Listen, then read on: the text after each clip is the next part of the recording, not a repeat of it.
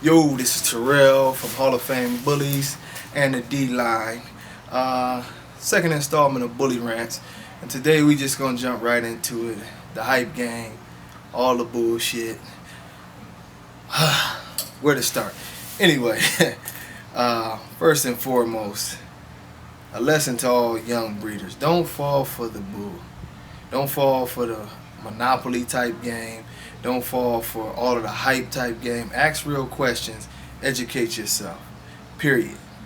Because far too much now, we got guys who are considered top breeders or top this or top that don't know anything about dogs. They just randomly got dogs doing sexual acts in the backyard and hoping they come up with some kind of something to hype up next. There's no real method to what they're doing. All they care about is trying to get the next big thing so they can brag about making however many dollars and buying houses and doing whatever. And that's really not what this thing is about. Majority of the time you're going to spend far more than you make. So don't fall into that, and don't believe if you buy a $7,000 puppy, it's a guarantee that it's the next Denzel or Miyagi or Bistro or so on and so on, because those dogs are rare. Now, ask yourself too these questions. Why do you see so many guys that show up to shows and they have all of the flair and all of the banners and all of this stuff, and you don't know their dogs? Answer to that question might be is because their dogs aren't as good as the hype behind the dogs. You know, you have these guys who have these huge reputations and they don't have anything to show you that you want, but they still find people who go out and spend top dollar on BS dogs, including dogs with flaws or whatever. You got individuals who chase and try to be in not just one group, so don't think I'm just singling out one group, but several groups. They want to be a part of something.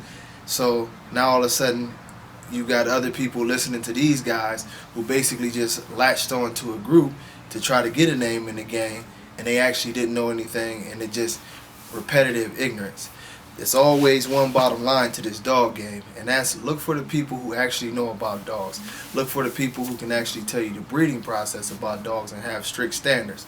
Look for the people who will not tell you that you should fix a flaw, but to get rid of that flaw. I mean, a true breeder doesn't spend a whole bunch of time trying to fix a flaw. No breeder is going to tell you your dog's got a sway back breeding to a straight back dog. No, the odds are you're going to get a half a litter that's got sway backs and a half a litter that's got straight backs. And if you're lucky enough to get a whole litter where the backs are correct, that gene is still there and it'll come out in the end anyway. You know, a true breeder gets rid of that kind of stuff.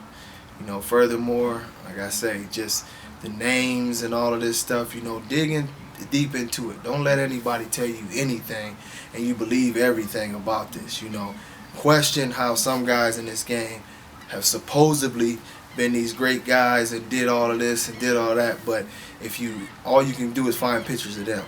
Where are the dogs? The reason there are no dogs are because they're not producing, and this is about a producer's game. You know, if you want something good in your yard, if you tired of going to shows and looking around and your dog is not coming up to the standard that those dogs are, it's because you've got the wrong connect, so to speak. You need to step your game up and really, really do some studying, because it's no coincidence that great dogs with people who know what to do with them will produce you champions. Check the paperwork. It's happened. And at the same time, you know, garbage dogs just won't produce it. They might have a one-hit wonder every now and then, but they won't, you know. And then study your breed, you know. Stop letting these guys feed you anything. You know, if a guy pulls out a dog and says that in 2 generations a dog went from looking like what we know as the conventional American bully to an English bulldog or a French bulldog, or a guy's running in here with a 120-pound dog, or claiming that his dog has a 28-inch head or some ridiculous shit like that, dig into your stuff, because that's just not going to happen. It's not realistic, and all you're going to do is waste a lot of your money, and you're going to look up, and in 18 months you're going to realize that you probably should have listened to me and went and found something real and did a lot of research. You know, the hype game is running full throttle. You know, we see it with the Monopoly type game where you got registries calling people and telling them not to go to other registry shows. You know, people who being kicked off of boards because they don't want to hear what they got to say, or they don't want the truth to come out. You know, hey, we even got lawyers that's dropping notices on people to stop publishing DVDs. You know, we've got people being thrown under the buses, and then come to find out, you know, it was already some BS on the other end. You know, do your research about all these dogs. Don't let anybody feed you anything. Nobody's really a celebrity in this game, and that includes myself and whoever else. It's all about the dogs. Tell somebody to show and prove to you that they can make a real, correct, functional American bully, and then you can talk to them about money and what you should do with your yard. You know, it's not as simple as finding one dog and breeding him to his daughters and then breeding him to his granddaughters.